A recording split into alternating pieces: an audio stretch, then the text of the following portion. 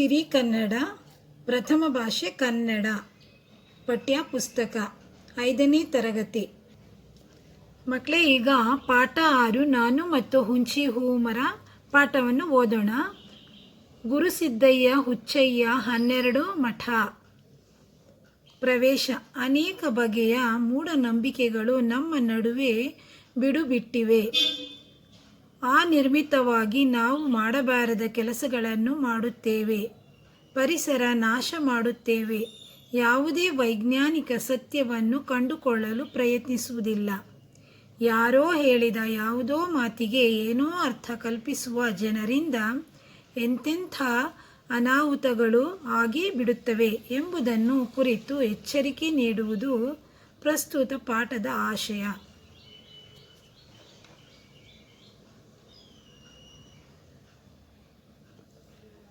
ನಾನು ದಾರಿಯಲ್ಲಿ ನಡೆದು ಹೋಗುತ್ತಿದ್ದೆ. ನನ್ನ ಬೂಟುಗಳು ಇದ್ದಕ್ಕಿದ್ದಂತೆ ನಿಂತು ಹೋದವು. ಮೆಲ್ಲನೆ ಕೆಳಗೆ ನೋಡಿದರೆ ಆಹಾ, ಹುಂಚಿ ಹೂವು ನೆಲದ ತುಂಬ ಹಳದಿಯ ಹುಂಚಿ ಹೂಗಳ ರಾಶಿ ರಾಶಿ. ಚಿಕ್ಕವನಿದ್ದಾಗ ನನಗೊಂದು ವಿಚಿತ್ರ ಹವ್ಯಾಸವಿತ್ತು. ಅದೆಂದರೆ ಹುಂಚಿ ಹೂವು ತಿನ್ನುವುದು. ಎಳೆಯ ಹಲ್ಲುಗಳಿಂದ ಹುಂಚಿ ಹೂಗಳನ್ನು ಬಕಬಕ ತಿನ್ನುವ ಬಕಪಕ್ಷಿ ನಾನಾಗಿದ್ದೆ. ಜುಮ್ಮೆಂದಾಗಲೇ ಹಲ್ಲು ಚಳಿತದ್ದು ಗೊತ್ತಾಗುತ್ತಿತ್ತು. ನನ್ನ ಬಾಯಲ್ಲಿ ನೀರೂರಿತು. ಮೆಲ್ಲನೆ ಬಗ್ಗಿ 5-6 ಹುಂಚಿ ಹೂಗಳನ್ನು ಆರಿಸಿಕೊಂಡು ತಿನ್ನುವಾಸೆ ಮೂಡಿತು. ಆದರೆ ನಾನೀಗ ಪುಟ್ಟ ಹುಡುಗನಲ್ಲ, ದೊಡ್ಡವ,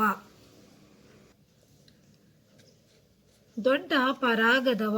ಪ್ಯಾಂಟು ಬೂಟು. ಇಂಥ ಕಾಲದಲ್ಲಿ ಅದು ರಸ್ತೆಯಲ್ಲಿ ನಿಂತು ನಾನು ಹುಂಚಿ ಹೂವು ಆರಿಸಿದರೆ ಜನ ಏನಂದಾರೋ ಅದನ್ನು ಅಲ್ಲೇ ಬಿಟ್ಟೆ.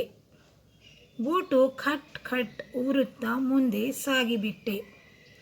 ಮುಂದೆ 1 ವಾರದ ಅನಂತರ ಅದೇ ಹುಣಸೆ ಮರದ ಕೆಳಗಿನಿಂದ ಹೋಗುವಾಗ ಸ್ವಲ್ಪ ಬಲಿತ ಎಳನಾಗರಕಾಯಿಗಳು ಕಂಡವು.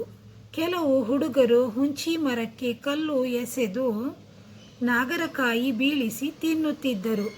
ನನ್ನ ಬಾಯಲ್ಲಿ ಹಂಡೆ ನೀರು ಛಲ್ಲೆಂದು ಚಿಮ್ಮಿತು. ಆ ಹುಡುಗರಿಗೆ ಜಬರಿಸುವ ನೆಪದಲ್ಲಿ ನಿಂತು ಅವರಿಗೆಂದೆ, ಲೇ ಕಲ್ಲು ಹೊಡಿಬ್ಯಾಡ್ರಿ, ಯಾರ ತಲೆ ಒಡಿಬೇಕಂತ ಮಾಡಿದ್ದೀರಿ? ನನ್ನ ಗದರಿಕೆಗೆ ಆ ಹುಡುಗರು ಅಂಜಿ ದಿಕ್ಕಾಪಾಲಾಗಿ ಓಡಿಬಿಟ್ಟರು. ಅಯ್ಯಯ್ಯೋ ಅಂದೆ. ಅವರು ತೂರಿದ ಕಲ್ಲು ನೇರವಾಗಿ ನನ್ನ ತಲೆಗೆ ಬಡಿದಿದ್ದರೂ ನಾನು ಬೇಡ ಅನ್ನುತ್ತಿರಲಿಲ್ಲ.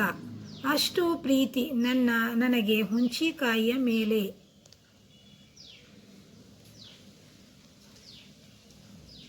ಸ್ವಲ್ಪ ದಿನಗಳ ಅನಂತರ ಅದೇ ಮರದ ದಾರಿಗೆ ಬಂದೆ. ಅಬ್ಬಾ, ಇನ್ನೂ ಒಂದು ವಿಚಿತ್ರ ಕಂಡೆ. ಹುಂಚಿ ಗಿಡದ ಇಳಿಬಿದ್ದ ಉದ್ದ ಟೊಂಗೆಗಳನ್ನು ಹಿಡಿದು ಕೆಲವು ಹುಡುಗಿಯರು ಜೋಕಾಲಿ ಜೀಕುತ್ತಿದ್ದರು. ಒಂದು ಕ್ಷಣ ನಿಂತೆ. ಹೌದು, ನಾನು ಚಿಕ್ಕವನಿದ್ದಾಗ ಹೀಗೆಯೇ ಜೋಕಾಲಿ ಜೀಕುತ್ತಿದ್ದೆ.